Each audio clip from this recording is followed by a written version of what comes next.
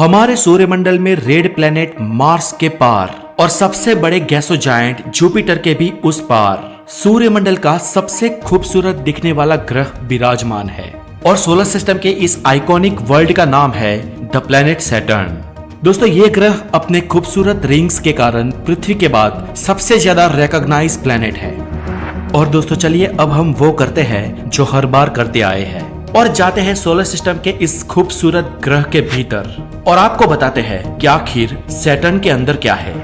तो फ्रेंड्स, पृथ्वी से निकलकर सैटर्न तक पहुंचने में आज के किसी एडवांस स्पेसक्राफ्ट में आपको लगेंगे करीब 3 साल और 2 महीने। जैसे ही दोस्तों आप वहां पहुंचते हो आपको इस ग्रह के अनोखे रिंग नजर आएंगे। दोस्तों शनि ग्रह के ये रिंग रॉक एंड आइस के पार्टिकल्स से बने हैं और क्लियरली दिखने वाले ये रिंग इस ग्रह को बहुत ही खूबसूरत बनाते हैं। जैसे जैसे आप इस रिंग के करीब जाएंगे वहां से पीछे देखने पर सूरज का नजारा आपको कुछ ऐसा दिखाई देगा और इसके बाद आप शनि ग्रह के पास बढ़ते चले जाएंगे। यहां से दोस्तों आपको सैटर्न के मून्स यानी कि उसके नेचुरल सैटेलाइट्स भी दिखेंगे। कुछ समय पहले माना जाता था कि सोलर सिस्टम के सबसे ज्यादा मून्स प्लेनेट जुपिटर के हैं और तब जुपिटर के 79 और सैटर्न के 62 मून थे। लेकिन अक्टूबर 2019 में सैटर्न के और 20 मून्स खोजे गए और इसे मिलाकर आज प्लेनेट सैटर्न के कुल 82 मून्स हैं, जिनमें से 53 का ऑफिशियली नामकरण हो चुका है और बाकी के सारे बेनाम है। इनमें सबसे बड़ा मून टाइटन है जो प्लेनेट मर्क्यूरी से भी बड़ा है। दोस्तों हम सोलर सिस्टम के मून्स के बारे में एक और डेडिकेटेड वीडियो बनाएंगे, लेकिन अभी चलिए चलते हैं प्लेनेट सैटर्न के भीतर। जैसे ही आप इस प्लेनेट के नजदीक पहुंचेंगे आपको फील होगा कि इस प्लेनेट की डेंसिटी बहुत ही कम है। दोस्तों सैटर्न की डेंसिटी पानी से भी कम है, इसलिए ये ग्रह पानी के समुद्र में भी तैर सकता है।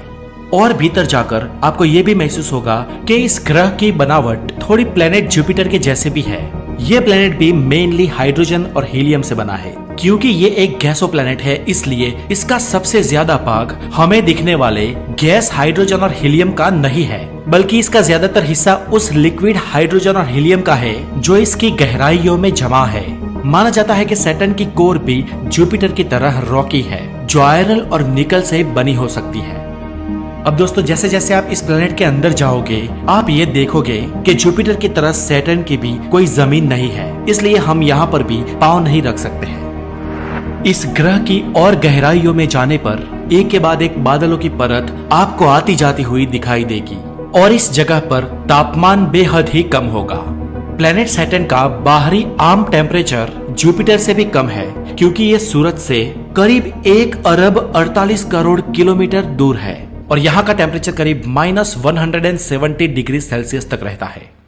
अब जैसे जैसे आप इस लेयर से भी नीचे उतरते जाएंगे वैसे वैसे आप ये महसूस करेंगे कि आप बहुत ही वायलेंट विंड्स के थ्रू पास हो रहे हो और इन विंड्स की स्पीड 1600 किलोमीटर पर आवर है। दोस्तों इतनी स्पीड से आने वाली हवाओं के बीच स्पेसक्राफ्ट चल नहीं सकता, लेकिन मान लीजिए कि आप लकी है और आपका स्पेसक्राफ्ट चल जाता है। और इसके बाद करीब इस ग्रह में 300 किलोमीटर भीतर उतरने के बाद आपको नजारा कुछ ऐसा दिखेगा। यहाँ के बादल अमोनियम हाइड्रोसल्फाइड और अमोनियम सल्फाइड से बने हुए हैं और यहाँ का एटमॉस्फेरिक प्रेशर पृथ्वी की सतह से थोड़ा ज्यादा होगा और जैसे जैसे आप और नीचे उतरते जाएंगे ये बढ़ता ही जाएगा। जैसे ही आप बादलों की दूसरी लेयर को पार करेंगे आप पृथ्वी के मुकाबले 10 गुना ज्यादा प्रेशर महसूस करेंगे और यहाँ पर आगे धीरे धीरे टेम्परेचर भी बढ़ता जाएगा।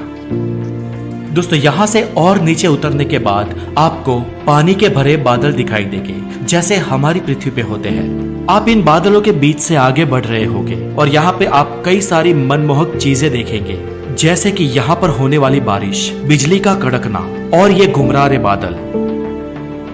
दोस्तों प्लेनेट सैटर्न की ये वो जगह है जहाँ पर वार्मिंग टेम्परेचर होगा यानी कि करीब 30 डिग्री सेल्सियस के आसपास। लेकिन जैसे ही आप यहाँ से कुछ 15-20 मिनट तक और नीचे सफर करते जाएंगे टेम्परेचर 100 डिग्री सेल्सियस से ज्यादा बढ़ चुका होगा और इस गर्मी के साथ यहाँ पर अंधेरा भी बढ़ता जाएगा और आगे चलकर आपको ज्यादातर अंधकार ही दिखेगा क्योंकि यहाँ तक सूरज की किरणें नहीं पहुँचती है। दोस्तों इससे भी और ज्यादा आगे बढ़ने पर ये ऊपरी लेयर खत्म हो जाएगी और आप तरल हाइड्रोजन की लेयर में पहुंच जाएंगे।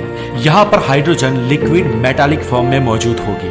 हालांकि यहाँ पर पहुंचने के बाद कोई भी इंसान जिंदा नहीं रह सकता, लेकिन मान लीजिए कि अगर आप जिंदा रहते हैं तो यहाँ पर आप सैटर्न के ये अद्भुत नजारे देखने के लिए समर्थ होंगे। यहाँ पर आप बेहद प्रकाश और गर्मी महसूस करेंगे जो होगी 5000 डिग्री सेल्सियस, जो सूरज के सरफेस के टेम्परेचर के बराबर है। यहाँ से नीचे उतरने पर तापमान और बढ़ता जाएगा 6000, 7000, 8000, 9000, 10000 डिग्री सेल्सियस। और यहाँ पर ये तरल हाइड्रोजन इतनी सघन हो जाएगी कि आपको अंदर जाने ही नहीं देगी। लेकिन मान लीजिए कि किसी तरह और नीचे आप उतर जाते हैं तो अब आगे बढ़ना आपके लिए बहुत मुश्किल होगा और अब कुछ किलोमीटर के फासले तक नीचे उतरने के लिए भी आपको कई दिन लगेंगे। आपको यहाँ से नीचे उतरने के लिए और ज्यादा फोर्स की जरूरत पड़ेगी और इस लेयर से और 15000 किलोमीटर तक आगे बढ़ने के बाद आप एक लेवल तक पहुँचने के बाद प्लेनेट सैटर्न की कोर तक पहुँच जाएंगे। प्लेनेट सैटर्न का ये कोर हिस्सा चट्टानों और कई और दुर्लभ धातुओं से मिलकर बना है। दोस्तों, इस लेवल पर आप वहां पहुंच गए हो जिसे गैसो प्लैनेट्स का सेंटर माना जाता है और ये वो दुर्लभ जगह होगी, वो दुर्लभ नजारा होगा जिसे आपने अपनी एंटायर लाइफ में न देखा होगा। दोस्तों, गैलीलियो ने सन 1610 में प्लेनेट सैटर्न को दूरबीन से देखा था और तब उसने पहली बार दूरबीन से प्लेनेट सैटर्न के रिंग्स देखे थे और तब गैलीलियो ने कहा था कि शायद प्लेनेट सैटर्न के 2 कान भी है।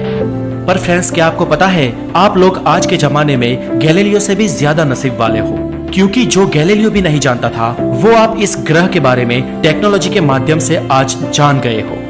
साल 2017 में नासा ने सैटर्न पे भेजे कैसिनी स्पेसक्राफ्ट ने हमें इस ग्रह की बहुत ही नजदीकी और अंदरूनी तस्वीरें दिखाई थी और इस तरह वास्तव में ना सही, लेकिन खैर टेक्नोलॉजिकल नॉलेज के कारण दोस्तों कल्पनाओं में तो हम प्लेनेट सैटर्न की कोर तक जा ही आए हैं। And thanks to science and technology जिसने हम पृथ्वीवासियों को एक नई दुनिया की पहचान करवाई। तो दोस्तों, आज के लिए इतना ही। ये वीडियो आपको कैसा लगा मुझे कमेंट करके जरूर बताएं और अगर आप नए हैं तो साइंटिफिक नॉलेज के लिए द नॉलेज को सब्सक्राइब करके बेल आइकन जरूर बजा दें। अपना बहुत सारा ध्यान रखें। Have a good day, take care.